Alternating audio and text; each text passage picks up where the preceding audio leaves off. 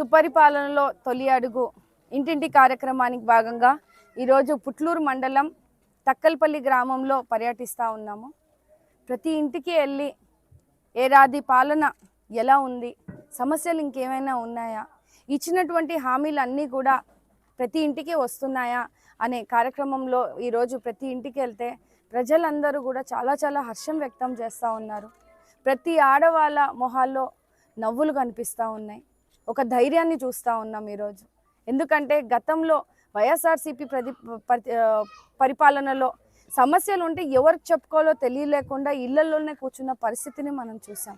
ఈరోజు అధికారుల యంత్రాంగం అంతా కూడా ఇంటి వద్దకే పరిపాలనను అందిస్తూ ఈరోజు ఇచ్చినటువంటి ప్రతి హామీని కూడా మన ముఖ్యమంత్రి నారా చంద్రబాబు నాయుడు గారు, అలాగే లోకేష్ అన్న గారు పిల్లల కోసము, పిల్లల భవిష్యత్తు కోసము తీసుకుంటున్నటువంటి పద్ధతులన్నీ కూడా ఈరోజు ప్రజలు హర్షం చేస్తూ ఉన్నారు.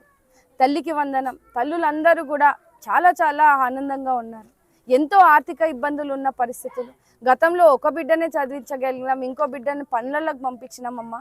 ఈరోజు మన ముఖ్యమంత్రి చంద్రన్న సహాయంతో, చంద్రన్న పెద్ద కొడుకుగా మా అందరికీ కూడా మాకు తల్లికి వందనం కింద లోకేష్ అన్న గారు ప్రతి బిడ్డకి కూడా ఈరోజు తల్లికి వందనం వేసి ప్రతి బిడ్డని మేము ఈరోజు స్కూల్కి పంపించే కార్యక్రమాన్ని కూడా మేము మొదలుపెట్టాము. స్కూళ్ళల్లో కూడా పౌష్టిక ఆహారాన్ని అందిస్తూ ఉన్నారు.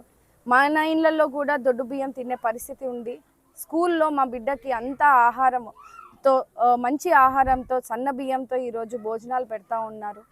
మెనూ కూడా చాలా పౌష్టిక ఆహారం అందిస్తూ ఉన్నారు. ప్రతి ఇంటికి కూడా గ్యాస్ని మనము ఈరోజు దీపం 2 పథకం కింద ఇవ్వడం జరిగింది. ప్రతి ఇంటికి కూడా అది అర్హత ఉన్న వాళ్ళందరికీ కూడా పడింది.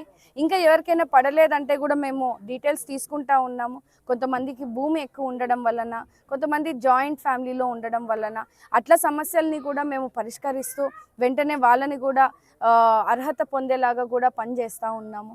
ముఖ్యంగా రైతులకు కూడా ఈరోజు రానున్న నెలకి రైతు భరోసాను కూడా మనము ప్రకటించాము. ఆడవాళ్ళందరికీ కూడా ఆగస్టు 15 నుంచి కూడా జిల్లా వ్యాప్తంగా కూడా ఉచిత బస్సు ప్రయాణాన్ని కూడా మనము మొదలు పెడతా ఉన్నాము. పెన్షన్ 3,000 నుంచి 4,000 చేసాం. వికలాంగులకి 6,000 పెన్షన్ ఇప్పిస్తూ ఉన్నాము. అదే మంచం మీదనే ఉంటే, వాళ్ళకి డిజేబుల్డ్ ఉంటే 15,000 వరకు పెంచి ఈరోజు వృద్ధులను కానీ, వికలాంగులకు కానీ, బాలేని వాళ్ళకు కానీ మనము ఈరోజు ఆదుకునే పరిస్థితి. ఇంకా ఎవరైనా ఆర్థిక పరిస్థితులు బాలేక అనారోగ్యంతో చాలా హాస్పిటల్లో బిల్లులు ఎక్కువ అయ్యి ఈరోజు ఇబ్బంది పడుతున్న వాళ్ళకు కూడా మనము సీఎం రిలీఫ్ ఫండ్ ద్వారా కూడా వాళ్ళకి ఆర్థిక సహాయాన్ని ముఖ్యమంత్రి వర్యులు చేస్తూ ఉన్నారు.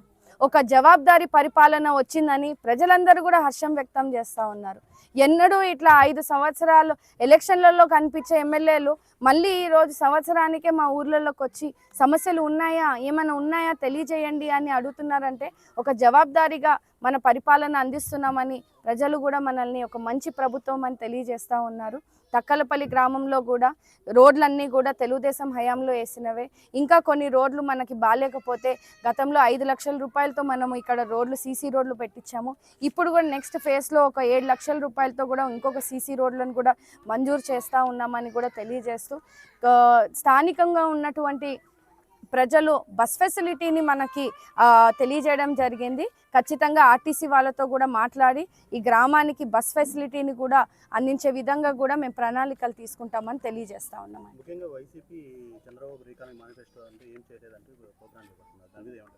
మీడియా మిత్రులందరూ మీరు చూస్తూ ఉన్నారు, ప్రతి ఇంటికి పార్టీలకు అతీతంగా వెళ్తూ ఉన్నామండి. మీరు చూసుకుంటే ప్రతి ఒక్కరికి కూడా ఏదో ఒక పథకం అందుబాటులోకి వచ్చింది. వృద్ధులకి కానీ, పిల్లలకి, తల్లులకైతే చాలా ఊరట అండి. పిల్లల భవిష్యత్తు కోసం తల్లికి వందనం, ఎంతమంది పిల్లలు ఉంటే అంతమంది పిల్లలకి వేస్తూ ఉన్నాం. మనం దీపం 2 పథకం కింద ప్రతి ఇంటికి కూడా మనము ఈ గ్యాస్ సిలిండర్ని వేసినాము. మీరు చూస్తూ ఉన్నారు, ఎక్కడా కూడా మనము నిర్లక్ష్యం వహించకుండా, గతంలో కక్షపూరిత రాజకీయాలు చేయకుండా ఈరోజు ప్రతి ఇంటికి కూడా మనం పథకాలు అందించే విధంగా ముందుకు వెళ్తూ ఉన్నాము. కేవలం వైఎస్ఆర్సీపీ వాళ్ళ హయాంలో జరగని అభివృద్ధి, వాళ్ళ హయాంలో జరగని సంక్షేమము వెనకేసుకొస్తూ ఈరోజు మనం చేస్తున్నటువంటి అద్భుతమైన కార్యక్రమాలన్నింటినీ కూడా వాళ్ళు తిప్పికొట్టేందుకే ఇలాంటి డ్రామాలు చేస్తున్నారు అనేది తెలియజేస్తున్నారు. వైఎస్ఆర్సీపీ వాళ్ళకి అసలు మాట్లాడే అర్హత లేదని నేను అంటానండి. ఎందుకంటే 5 సంవత్సరాలు వాళ్ళు ప్రజలు వాళ్ళకి మ్యాండేట్ ఇచ్చారు. ఏం చేయగలిగారు? కనీసం ఒక రోడ్ వేయలేకపోయినారు. ఒక ఇటుకను పేర్చలేకపోయినారు. ఈరోజు పుట్లూరు మండలమే తీసుకోండి.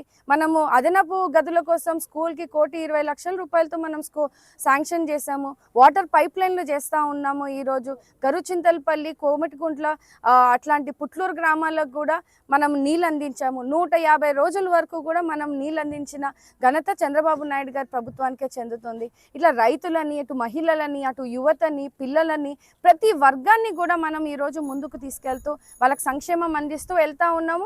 అది స్వయంగా మీరు అందరూ కూడా చూస్తూ ఉన్నారు. ఇప్పుడు ఇంటింటికి కార్యక్రమానికి సంవత్సరం కాగానే ఒక ఎమ్మెల్యేగా మేమందరం కూడా పార్టీ తరఫున తెలుగుదేశం పార్టీని గెలిపించినందుకు వాళ్ళకి ఇచ్చినటువంటి హామీలు అందుతున్నాయా లేదా అని ఒక చిత్తశుద్ధితో ప్రతి ఇంటికి వెళ్తున్నామే. ఎక్కడా కూడా మాకు ఇబ్బందులు జరగట్లేదే. వాళ్ళలాగా ఊర్లలోకి రానిలేని పరిస్థితిని మనం చూసాం. గతంలో వైఎస్ఆర్సీపీ పరిపాలనలో ఊర్లలోకి రాకూడదని అడ్డేసిన కార్యక్రమాల్ని మనం చూసాం. ఈరోజు అలా లేదే. ప్రజలు స్వాగతిస్తూ ఉన్నారు, ఊరటను పొందారు. ఇంకా సమస్యలు ఉంటే కూడా మనకు తెలియజేస్తూ ఉన్నారు. ముఖ్యంగా అధికారుల యంత్రాంగం మీరు చూడండి, వాళ్ళ ఆదివారం అయినా కూడా వాళ్ళకి సెలవు ఉన్నప్పటికీ కూడా ఈరోజు కార్యక్రమం పెడితే ప్రతి డిపార్ట్మెంట్ కూడా ఈరోజు అందుబాటులో ఉండి వాళ్ళ సమస్యలు ఏమైనా ఉంటే తీరుస్తూ ఉన్నాము. శానిటేషన్ వర్కింగ్ చేస్తూ ఉన్నాము. కంప చెట్లతో పిల్లలకి డ్రైనేజ్ సమస్యలు వచ్చి వాళ్ళు ఎంత అనారోగ్య పాలైన పరిస్థితి గతంలో చూసాం. ఈరోజు మాన్సూన్ డ్రైవ్ అని, స్వచ్ఛ భారత్ డ్రైవ్ అని ప్రతి నెలలో కూడా 3 సార్లు మనము శానిటేషన్ క్లీనింగ్ చేపిస్తూ ఉన్నాం. సో ఇలాంటి మంచి పరిపాలన అందిస్తున్నాం కాబట్టి వైఎస్ఆర్సీపీ వాళ్ళకి ఏం చేయాలో తెలియక ఇలాంటి వ్యాఖ్యలు చేస్తూ ఉన్నారు. దయచేసి వాళ్ళకు కూడా ప్రజలు ఇచ్చిన మ్యాండేట్ ప్రకారంగా వ్యవహరిస్తే బాగుంటుందని తెలియజేస్తున్నాను. Thank you.